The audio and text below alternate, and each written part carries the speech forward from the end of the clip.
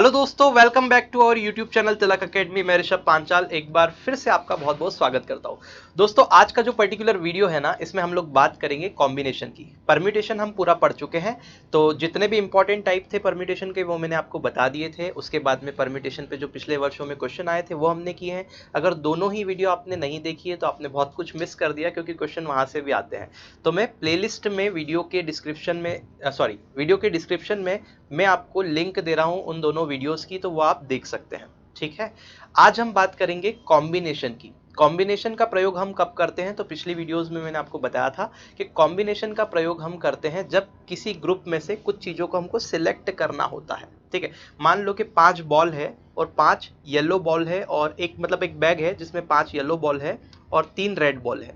अब मुझे उसमें से 2 रेड और 3 येलो बॉल को निकालना है। तब मैं क्या करूंगा, तब कॉम्बिनेशन का प्रयोग करूंगा, क्योंकि मैं यहाँ पे सिलेक्शन कर रहा हूँ। ठीक है, परम्यूटेशन का प्रयोग कब करते हैं, जब हमको कुछ अरेंजमेंट करना होता है, कुछ चीजों को जमाना होता है। ठीक है, तो जमाने वाली चीजें हमने देख ली, अब सिलेक्ट करने वाली चीजों को देखेंगे।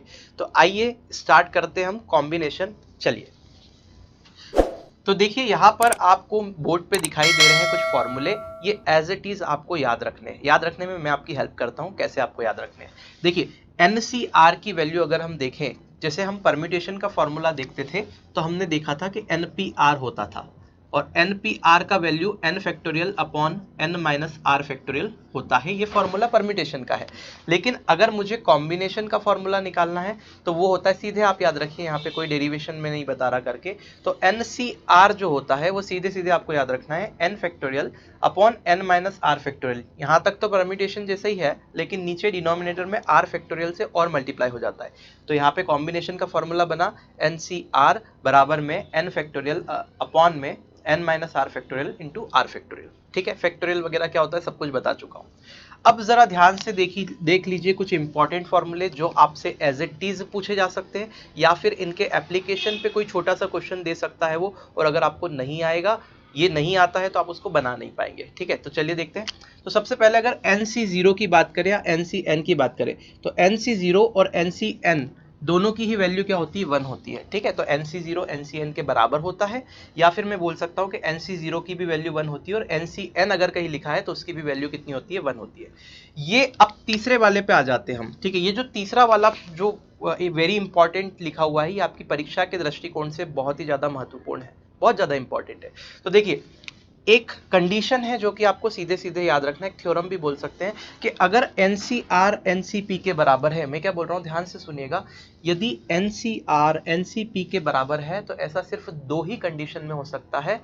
पहली कंडीशन तो ये कि जब R बराबर P हो, या फिर अगर ये नहीं होगा तो या फिर n जो है वो r प्लस पी के बराबर हो। वापस से मैं रिपीट करता हूं एक बार, अगर NCR NCP के बराबर है तो ऐसा सिर्फ 2 ही कंडीशन में हो सकता है।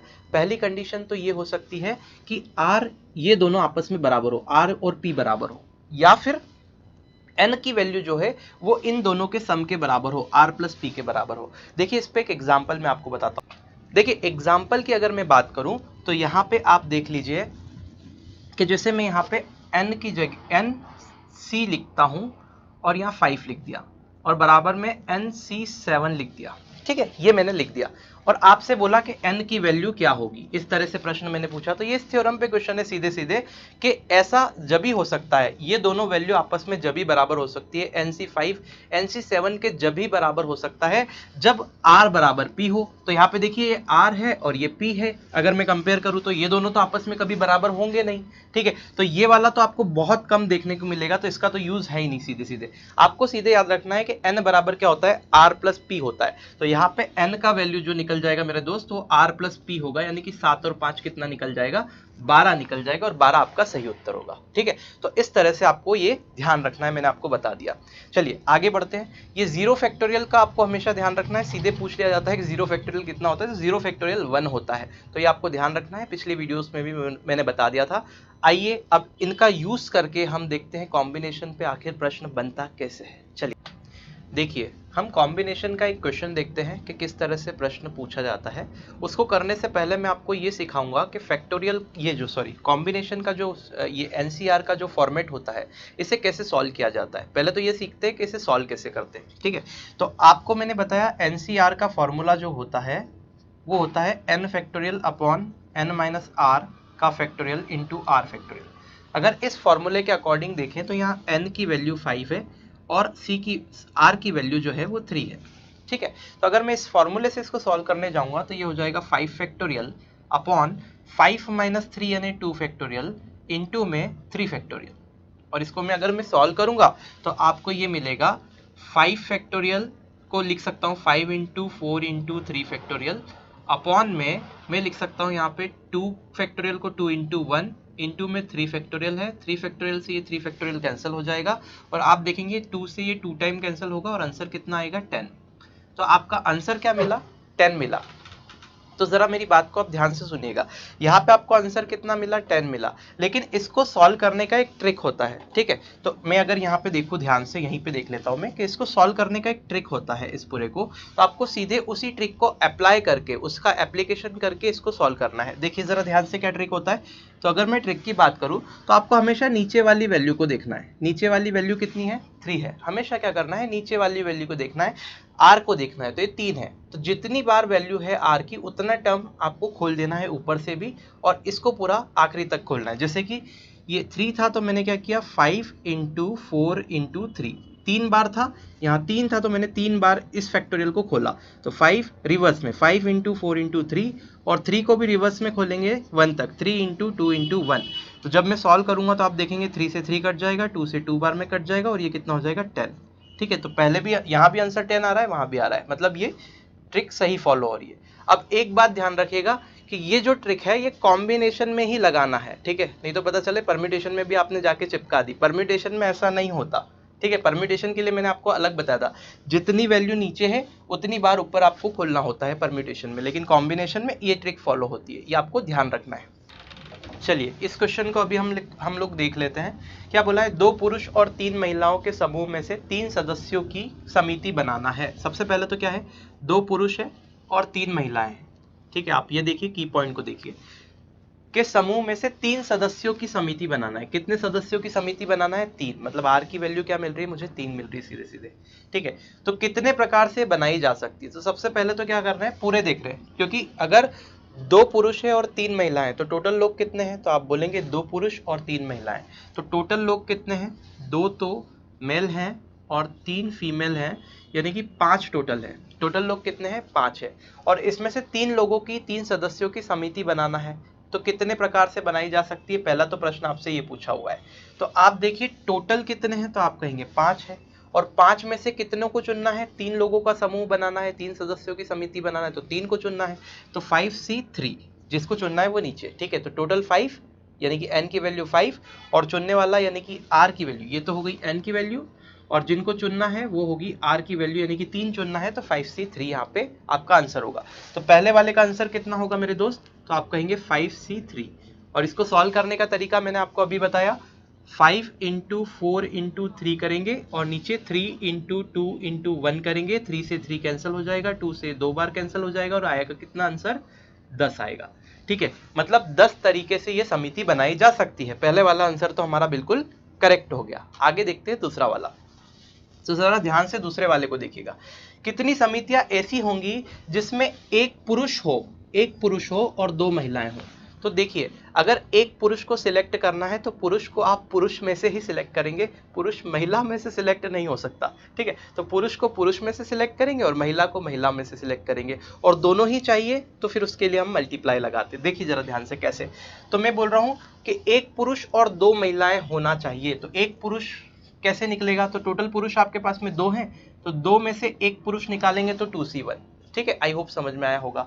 और उसके बाद में 2 महिलाएं चाहिए, तो 2 महिलाएं महिला में से निकलेगी। आपके पास टोटल महिला अवेलेबल कितनी है? 3, तो 3 में से 2 महिलाएं निकाल लीजिए। अब आपको ये भी चाहिए, आपकी समिति में एक पुरुष होना चाहिए और 2 महिला होना चाहिए, मतलब ये भी होना चाहिए, ये भी होना चाहिए। जब आपको दोनों ही होना चाहिए, जब आपको दोनों ही को सम्मिलित करना है, तब आप यहाँ पे गुणा का चिन्ह लगाते हैं, मल्टीप्लाई करते हैं। अगर आपके पास में केस कुछ ऐसा बन जाए कि आपको या तो ये चाहिए या फिर ये चाहिए, या तो ये चाहिए या फिर ये चाहिए, ठीक है, तब आप क्या करेंगे? प्लस लगाइए। समझ गए? प्लस का लगाते, मल्टीप्लाई का लगाते। अगर दोनों ही आपको ग्रुप में चाहिए तो आप मल्टीप्लाई लगाएंगे, या फिर इन दोनों में से कोई एक आपको ग्रुप में चाहिए तब आप प्लस लगाएंगे। ठीक है, क्लियर हो गया। तो चलिए यहाँ मल्टीप्लाई प्लस वाला भी केस आगे मैं लेके क्वेश्चन बताऊंगा आपको कैसे करना है। चलिए इसको सॉल्व करते हैं। तो 2 × 1, अब ये देखिए, अब ये तो एक ही बार खुलेगा, तो सीधे सीधे 2c1 का वैल्यू तो 2 होता है क्योंकि nc1 n होता है, तो ये 2 वैल्यू हो गई।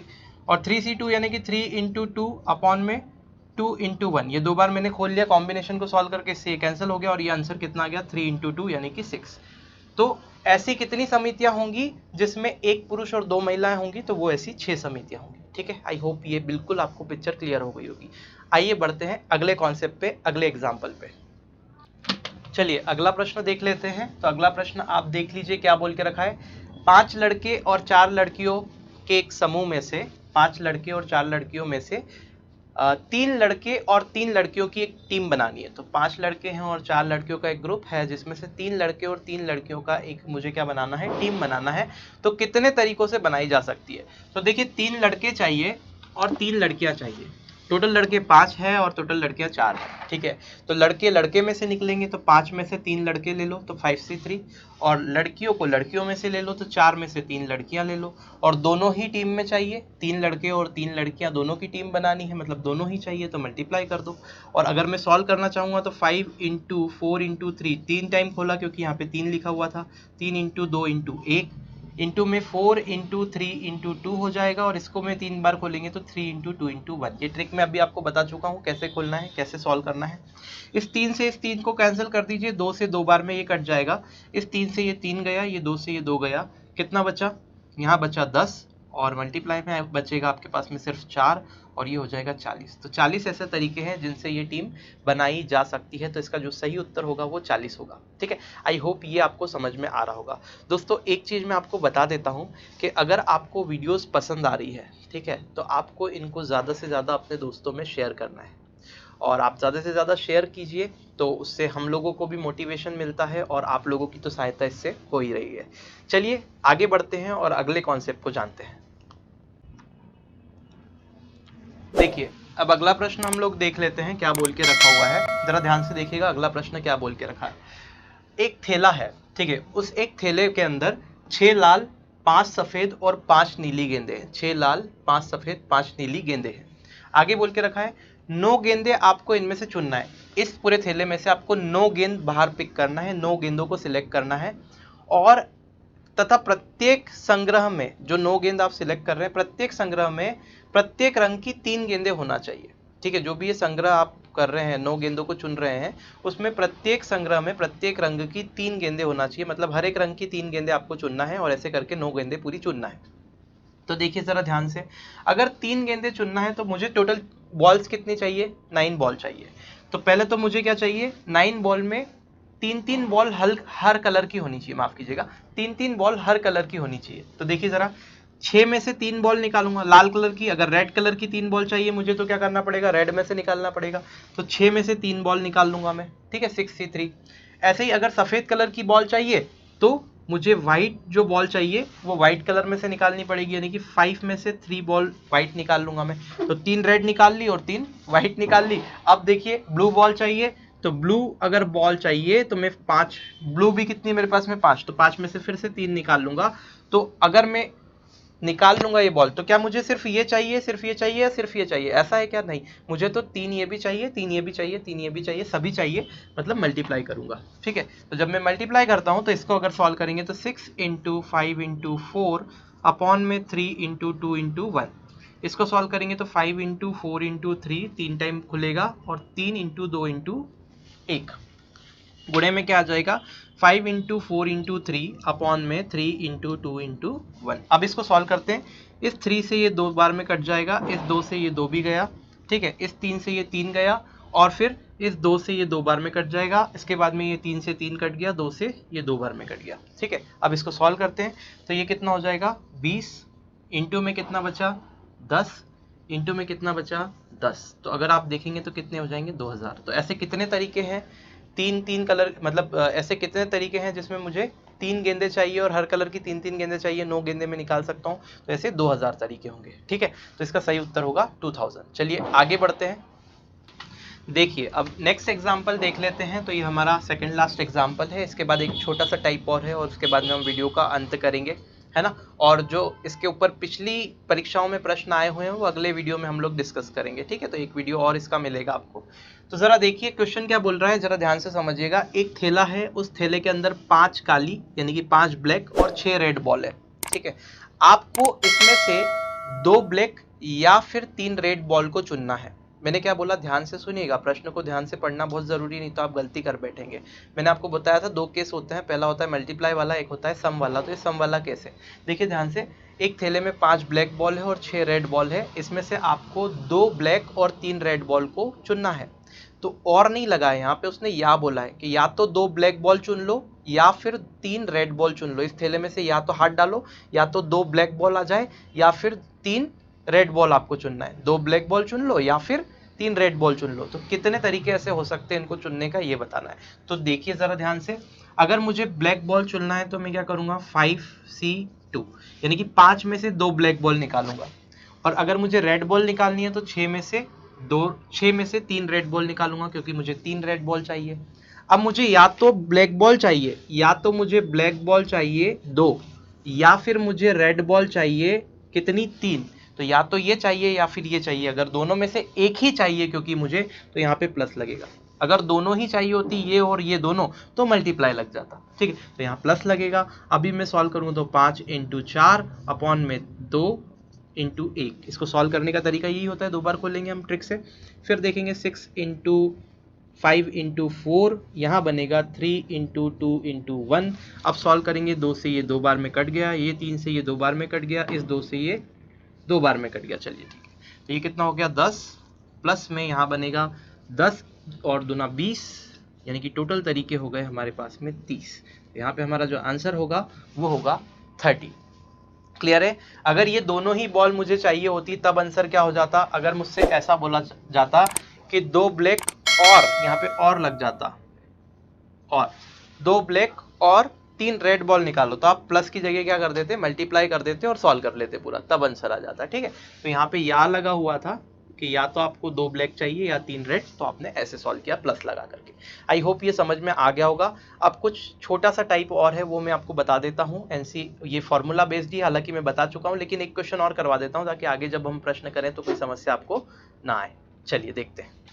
देखिए एक लास्ट टाइप में आपको बता देता हूँ, वैसे हालांकि चर्चा कर चुके हम पहले, लेकिन एक क्वेश्चन देख लेते हैं एग्जाम्पल छोटा सा, जो कि एग्जाम में आया हुआ है। ये शायद एसआई की एग्जाम में आया हुआ क्वेश्चन है। तो 15C3R में आपको एग्जैक्ट बता देता हूँ कौन सी परीक्षा में ये प्रश्न आया हुआ है, मेरे पास में है डाटा। तो यहाँ पे अगर इस प्रश्न की बात की जाए तो ये आपके पुलिस कांस्टेबल की परीक्षा में आया है 2016 में, 6 अगस्त 2016 3 PM वाली शिफ्ट में। तो देखिए इसको कैसे सॉल्व करते हैं। तो मैंने आपको क्या बताया कि यहाँ पे अगर दोनों वैल्यू सेम हो, यानी कि NCR बराबर में NCP का मैटर हो, तो ये दोनों वैल्यू तभी बराबर हो सकती, ये दोनों तभी बराबर हो सकते हैं जब या तो n की वैल्यू कितनी हो, R + P हो, या फिर R बराबर P हो। मतलब ये दोनों या तो इक्वल हो या फिर क्या हो, n की वैल्यू R + P के बराबर हो। तो आपको क्या करना है, सीधे सीधे यहाँ से आप इन दोनों को इक्वल रख के देखेंगे पहले। तो अगर आप इन दोनों को इक्वल रखेंगे तो R की वैल्यू कितनी आएगी, तो आप देखेंगे इन दोनों को इक्वल अगर रखूंगा मैं तो 3R बराबर में कितना हो जाएगा, R + 3। तो आप देखेंगे यहाँ से 2R = 3 और R की वैल्यू कितनी आ जाएगी, 3/2। लेकिन ऑप्शन में R की वैल्यू 3/2 नहीं दे के रखी है। ऑप्शन में आपके पास में जो वैल्यूज है वो दे रखी है 2, 3, 4 और 1। ऑप्शन क्या है इसके, 2, 3, 4 और 1 दे के रखा है। तो अब इसमें से सही ऑप्शन क्या होगा, तो हम इसके साथ नहीं जाएंगे, थोड़ा सा दिमाग भी लगाना है। हम सेकंड कंडीशन के साथ जाएंगे। पहली कंडीशन हमने क्या लगा दी थी कि R और P बराबर हो दोनों, तो ये हमने लगा दी। तो ये वाली तो यहाँ तो ऑप्शन ही नहीं मिल रहा हमको, तो इसके साथ नहीं जाएंगे। फिर दूसरी कंडीशन के साथ जाएंगे, और दूसरी कंडीशन हमारी क्या थी, दूसरी कंडीशन ये थी कि जो n होना चाहिए, मतलब ऊपर वाला जो नंबर होना चाहिए 15, वो इन दोनों के सम के बराबर होना चाहिए, यानी कि R + 3 और प्लस में 3R के बराबर होना चाहिए। तो इससे निकाल के देखते हैं। तो 15 = कितना हो जाएगा, ये 4R + में 3। और अगर मैं इस 3 को इधर लेके आऊंगा तो ये दिखेगा 4R = कितना हो जाएगा, 15 में से 3 गया तो 12, और R की वैल्यू 12/4 यानी कि 3 आएगी। तो आप देखिए यहाँ से आपको वैल्यू 3 मिल रही है, इसका जो सही आंसर था वो 3 ही था। ठीक है, तो यहाँ पे 3 इसका सही आंसर होगा। तो दोस्तों ये वीडियो यहीं पे हमारी खत्म होती है। आपको ये वीडियो कैसी लगी कमेंट करके मुझे ज़रूर बताइएगा कमेंट बॉक्स में। अगर वीडियो अच्छी लगी तो आपका सहयोग मैं ज़रूर चाहूँगा, इस वीडियो को शेयर करके आप अपना सहयोग दिखा सकते हैं। और दूसरी बात, अगर आपको पर्टिकुलर ये सीरीज़ पसंद आ रही है, आप पहली बार चैनल से जुड़े हुए हैं, सब्सक्राइब कर लीजिए चैनल को और बेल आइकन को भी ज़रूर प्रेस कीजिएगा। चलिए मिलता हूँ मैं नेक्स्ट वीडियो में, तब तक के लिए जय हिंद।